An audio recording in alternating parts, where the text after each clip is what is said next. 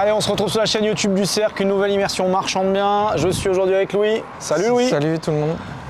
On est sur une visite d'opération, une opération très sympa, vous allez voir, assez complexe, beaucoup d'éléments à voir, à travailler, que Louis a magnifiquement, je dirais, déconstruit et reconstruit à sa manière pour gérer, vous allez voir, une marge très intéressante, mais je vous dirai ça à la fin. Ce que je vous propose, c'est qu'on aille voir à l'intérieur de l'intégralité de ce bâtiment, où on a de l'habitation, du commerce. C'est ça. Et des bâtiments à transformer en habitation aussi. Et de la transformation, donc il y a de l'urbanisme aussi. Il y a un permis de construire qui est en cours. Voilà. Au total, 550 de local commercial. On a pas loin de 700 mètres carrés, j'ai plus le chiffre en tête. Mais 700 mètres carrés, vous allez voir les différentes parties. Venez avec nous et on vous emmène en visite. Donc là, on se trouve dans la cour du bâtiment. Tu peux nous expliquer tout ce qu'il y a autour de nous, un peu le détail des bâtiments et de ce qu'on y retrouve. Alors du coup, il y a l'entrée sous porche. L'existant aujourd'hui, il y a ces deux maisons d'habitation qui sont occupées par des locataires. Dans l'entrée à gauche du porche, deux logements existants loués qui restent loués. Okay. J'expliquerai après comment du coup je l'ai fait. Il y a un autre logement qui va être créé ici où il y a la partie escalier extérieur qui va être déposé. Donc il y a les deux fenêtres et la porte. Et sur tout le lot arrière, c'était déjà un local commercial qui va rester en local professionnel. Du coup, même à l'origine, c'était un ancien corps de ferme. Il y a la partie en fait au milieu là où on voit le bardage, c'est une ossature métallique. Et c'était occupé par pour une boutique de seconde main sur Beauvais. Et du coup, les vendeurs ont trouvé c'est pour ça que c'est aussi un projet qui a mis du temps. Moi, je l'ai visité quasiment il y a un an. Au mois de novembre dernier, et les vendeurs n'étaient pas encore vendeurs parce qu'ils cherchaient en fait d'abord un local avant de vendre. Et donc du coup, ils étaient exploitants utilisateurs de cet endroit. C'est ça, ils étaient même propriétaires. Et ils exploitaient. Mais avant de vendre, ils ne savaient pas s'ils voulaient vraiment vendre ou pas. Donc c'est pour ça que j'ai bossé le truc en off. On me l'a proposé aussi en off. Et au départ, c'était compliqué. C'est même moi qui ai dû aller chercher aussi les infos parce que eux, ils n'avaient pas le temps ni l'envie. C'est moi qui ai été chercher les infos sur les locataires, les DPE, les surfaces, etc. Ouais. Voilà un petit peu comment ça s'est fait. Donc du coup, sur ce projet-là, on a des démarches au niveau de l'urbanisme qui sont à faire. Oui. Tu as parlé d'un escalier extérieur, il y a une partie qui est un petit voilà, ce bâtiment-là en tôle parpaing qui va être démonté pour faire des places de parking, puisque du coup, on a 4 lots d'habitation, il me faut donc 8 places. Donc les deux existants, voilà, plus un troisième créé, le dernier est créé, donc 4 lots d'habitation, 2 places par logement. C'est ça, du coup j'aurai les 4 places sur ce côté-là et 4 places de l'autre côté. Et après ça laisse le fond de la cour pour le local commercial. Et je vais faire une division de bâti et je revends lot par lot. Donc on va aller, je vous propose de voir les différentes parties. Donc la partie juste d'habitation qu'on ne pourra pas visiter, le reste est libre. Donc on peut aller s'y balader et aller regarder un petit peu tout ça. Vous allez voir dans quel état c'est. Ils sont en train de débarrasser, de virer. Oui, c'est ça, tout ce sera libre pour la vente. C'est pour ça que c'est un petit peu en bazar. Libre, avec une vente qui a du temps en lien avec les conditions d'Urba et en lien avec le délai que tu as proposé pour la vente. Je vous propose qu'on aille commencer par peut-être le bâtiment où tu crées un logement et le local commercial. On peut faire ça. Allez go, on y va, suivez-nous, on y va. Je vous arrête une petite seconde. Vous voulez faire un point sur votre niveau de compétence en tant que marchand de biens? Eh bien, c'est possible avec le Cercle MDB. On a développé le MDB Score. Testez vos connaissances, vos compétences sur l'activité de marchand de biens, sur les différents domaines qui englobent cette activité. Vous aurez une réponse et un point exhaustif de votre niveau avec un rapport qui sera envoyé par email juste après. C'est totalement gratuit, ça prend quelques minutes et je pense que ça pourrait être très intéressant que vous le regardiez et le passiez. Alors du coup, ici on va faire un logement sur deux niveaux, avec là où on voyait l'escalier extérieur. Donc ici, tu fermes où? Tu limites où? Je ferme ici, là, à peu près au niveau du chauffe-eau, qui tombe à peu près au niveau d'une ferme. Je monte un mur de la toiture, ici à la toiture. Et donc Yvan, cet espace que vous voyez ici, l'espace qui est juste un peu derrière la caméra, le WC, l'escalier extérieur est enlevé. C'est moi qui l'ai montré. Et la même chose à l'étage. On a des planchers béton sur la totalité. Et donc du coup, ça pourra faire un grand logement. Un beau F3. Ouais, ok. C'est vendu brut en l'état. En l'état, avec juste les murs. Donc finalement, dans cette partie qui était actuellement rattachée au local commercial, tu le détaches, tu gardes le WC et son assainissement, tu gardes le compteur et l'eau, et tu rajoutes tout pour l'autre logement. C'est ça, en fait, j'ai valorisé cette surface-là qui était, pour moi, qui ressemble plus à de l'habitation. Et ça ne m'aurait pas ajouté de plus-value de mettre ce logement-là avec le local commercial qui a déjà largement... Il y avait combien de surface déjà? Il y a 530 mètres carrés à côté, donc le fait de rajouter... 530 ou 570 ou 580, ça n'aurait pas changé de façon drastique le prix. Mais du coup, moi, je valorise ce logement qui ressemble plus à un logement... Exactement. Voilà. Eh ben, c'est très bien. Maintenant qu'on a vu ce futur logement qui est déjà sous promesse, qui est déjà vendu? J'ai une offre. Du coup, moi, j'ai signé ma promesse d'achat au mois de juillet. J'ai 9 mois pour l'acquisition avec le permis purgé de tout recours, plus j'avais 2 mois pour déposer le PC. Et c'est vrai qu'initialement, c'était un projet que je voulais faire en vire de Normandie. Donc c'est une ville qui se prête à faire du de Normandie, c'est une zone B1, je crois, ici. Hein, oui, B1, c'est ça, ouais. On est en zone B1, j'étais parti pour faire 10 logements, donc raser la partie que je t'ai dit en ossature métallique, pour garder en fait l'origine du corps de ferme, avec toutes les toitures existantes. Et finalement, j'ai fait mon offre finalement en fonction de ça, en fonction du projet de vire. Et en faisant petit à petit, j'ai vu on avait discuté, c'était pas forcément tellement plus rentable. Finalement, j'arrivais à 20% de marge en faisant une vire. Mais avec finalement la même marge que je vais faire en achat-revente rapide. Sachant que c'est pas le même chiffre d'affaires, hein. En vire, c'était un chiffre d'affaires bien plus important, donc ça fait la même marge en termes d'opération à la découpe classique. Oui, puis même en marge, on va dire en euros à la fin. Au départ, j'étais à 20 et puis finalement, en incluant tous les coûts, il y avait des coûts que j'avais pas forcément inclus dans ma vire, comme les taxes d'urbanisme, les frais d'avocat fiscaliste, etc., qui font que l'un dans l'autre... Finalement, tu t'y retrouves mieux à la découpe classique. C'est ça, et puis finalement, des logements qui étaient pas forcément adaptés pour de la vire en de Normandie, puisque de Normandie, on vend à des investisseurs, et j'avais plutôt des typologies F3, voire certains F4, donc ça me faisait des gros budgets qui n'étaient pas forcément adaptés à la location. Et finalement, après des planchers, il fallait que je crée des planchers. Donc finalement, voilà, je me suis rabattu sur la simplicité. Plus simple, ça marche très bien. Voilà. Et la preuve, c'est que ce lot est déjà pré-commercialisé. Ouais, du coup, pour revenir... Les logements sur la rue qui sont actuellement loués, ils sont aussi commercialisés? Oui, c'est ça. Alors du coup, je vais faire un achat un peu particulier, je vais faire une substitution partielle pour les 2 logements qui étaient... Écoutez ça, c'est hyper intéressant, je pense. Les logements qui sont sur rue, en fait, même initialement, j'ai fait une offre beaucoup plus basse pour la globalité, sauf que les vendeurs ne voulaient pas, ils étaient figés sur leur prix, donc finalement, moi j'ai dit comment je peux faire l'opération autrement. J'ai fait une offre au prix que les vendeurs souhaitaient. La problématique que j'avais, c'est sur les 2 logements existants. En fait, ils étaient loués du coup via les propriétaires. Et en fait, les loyers n'ont jamais été augmentés. Et on était vraiment sur des loyers qui ne correspondent pas du tout au marché. Au marché actuel, Au marché, et du coup, il fallait que je les achète vraiment en bas.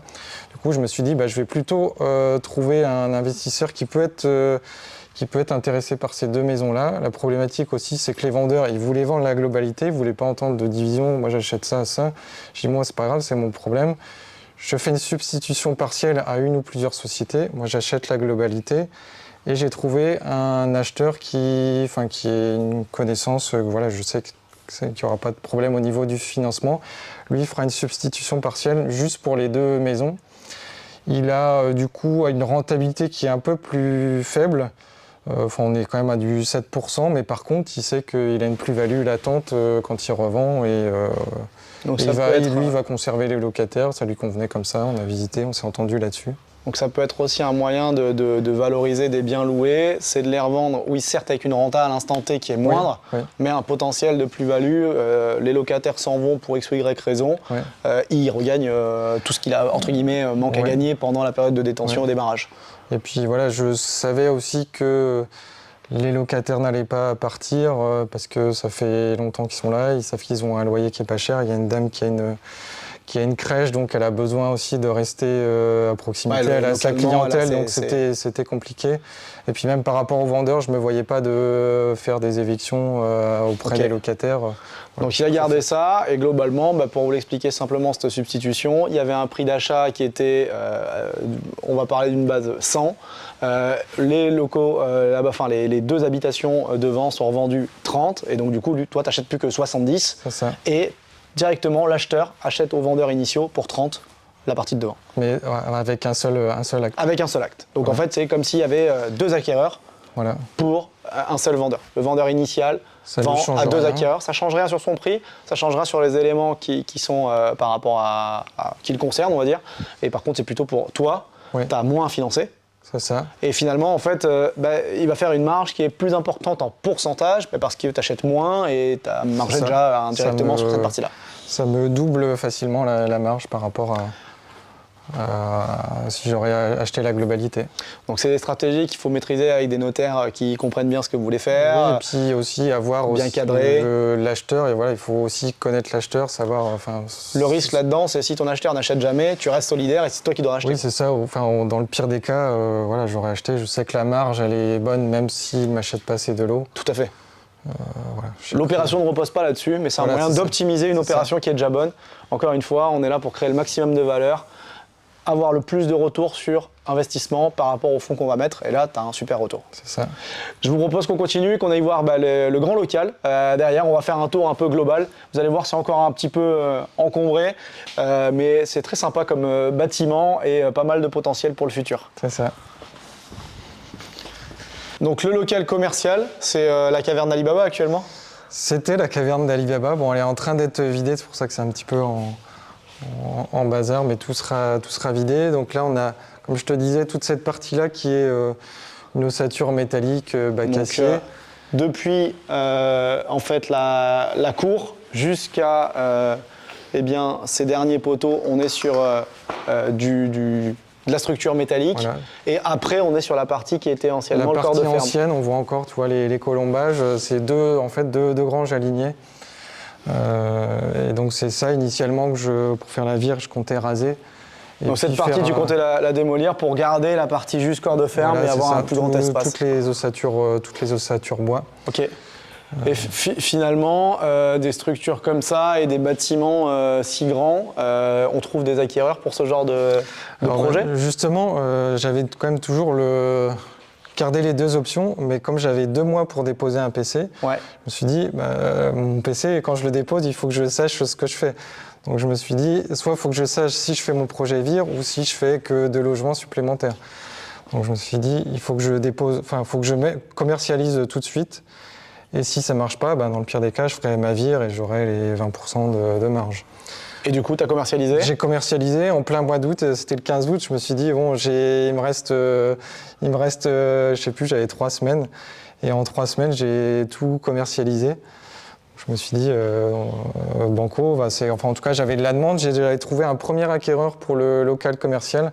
C'est pas moi, c'est du coup l'agent IMO qui m'a trouvé le bien. Il avait trouvé aussi, en fait, initialement, celui qui m'a trouvé le bien, c'est un agent IMO qui est spécialisé en IMO commercial. Oui. C'est pour ça qu'il m'a appelé, parce qu'il ne savait pas valoriser les 2 maisons qui étaient sur la rue. Ah, je comprends. Sinon, il aurait su savoir, il aurait su le faire. Voilà, après, il m'a demandé conseil. Il m'a dit, moi, l'habitation, je ne gère pas du tout. Tu vois, il m'a même laissé gérer avec les locataires, etc.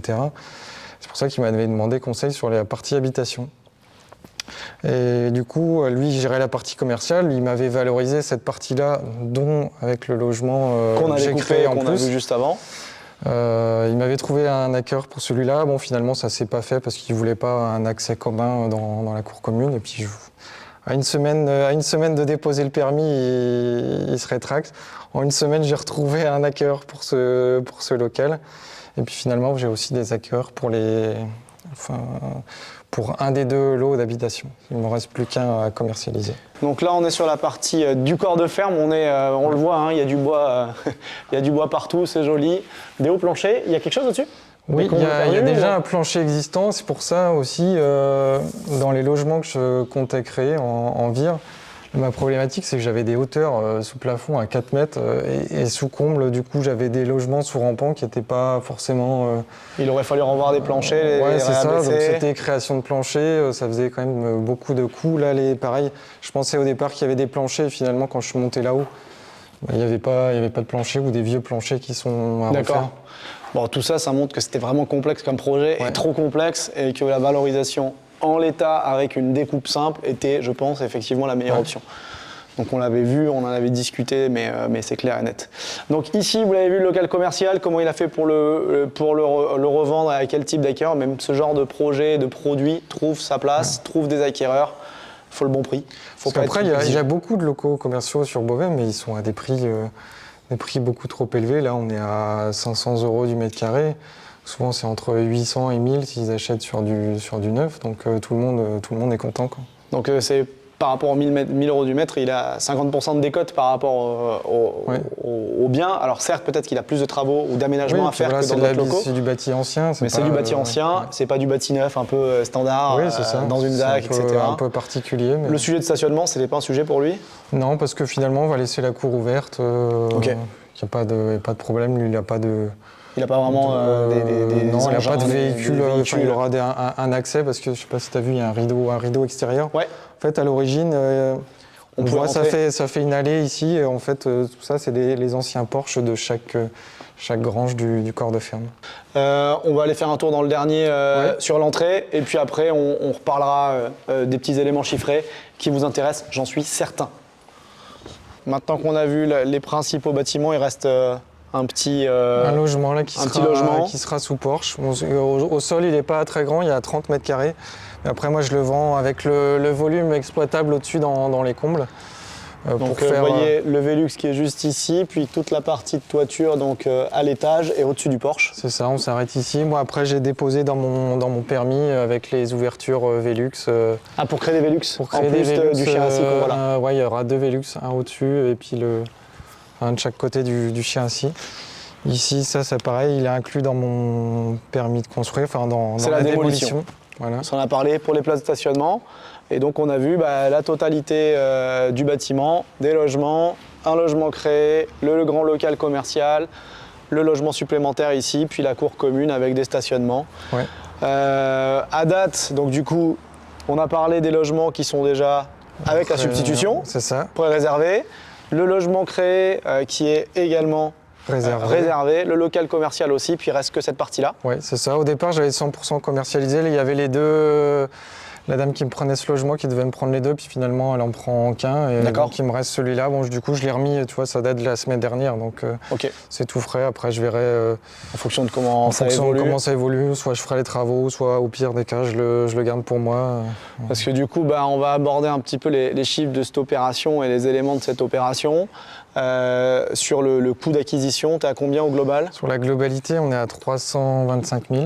Donc 325 000. À cela, il va s'ajouter quelques frais, des frais de permis, des frais d'acquisition, des frais de division du géomètre. Donc tu as un coût peut-être de quelques milliers d'euros pour le géomètre, quelques milliers d'euros pour un règlement de copro, document d'arpentage, document annexe, les frais de mutation qui vont être d'environ 9-10 000 euros aussi.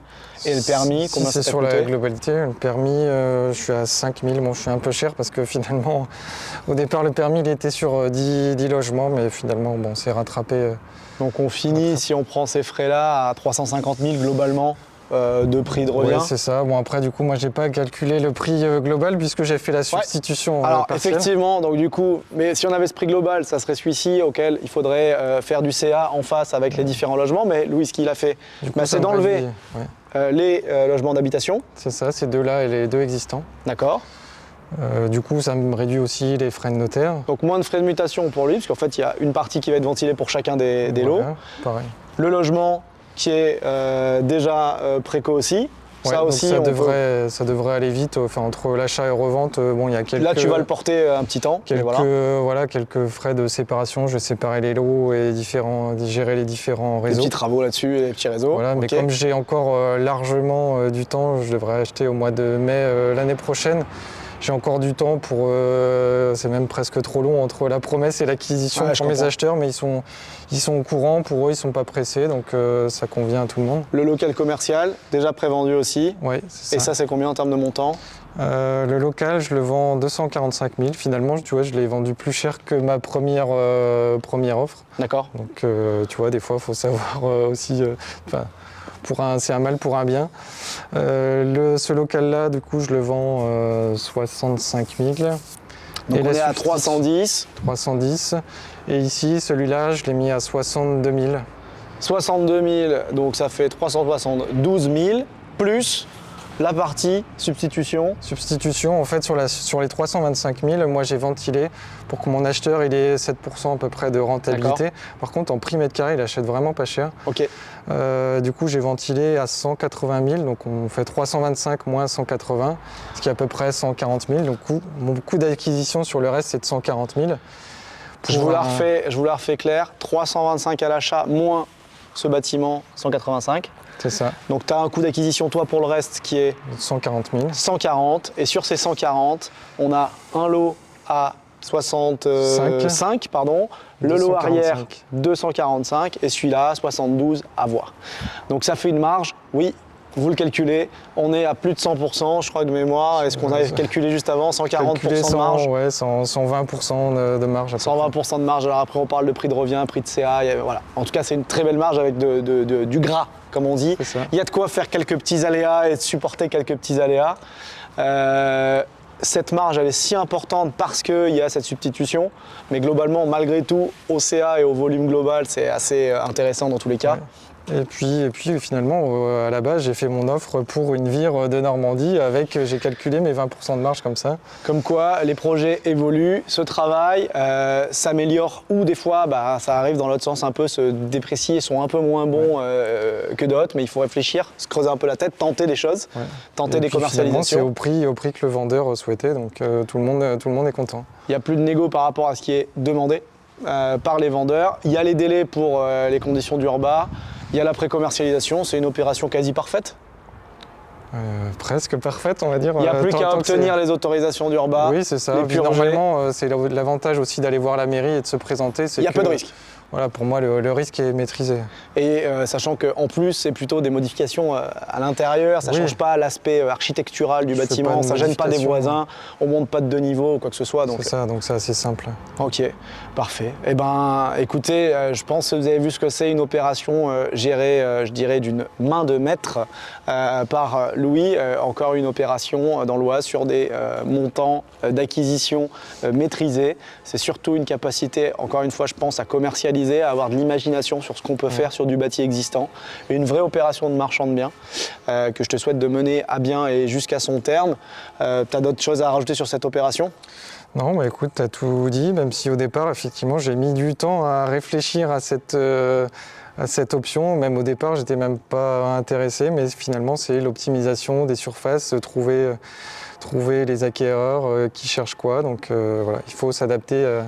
S'adapter à son marché, s'adapter à ses acquéreurs, trouver des solutions. Et surtout quand on a des grands volumes comme ça, il y a plein de possibilités. On aurait pu imaginer, on découpe le local en deux, on découpe pas les appartements, on garde cette partie, etc.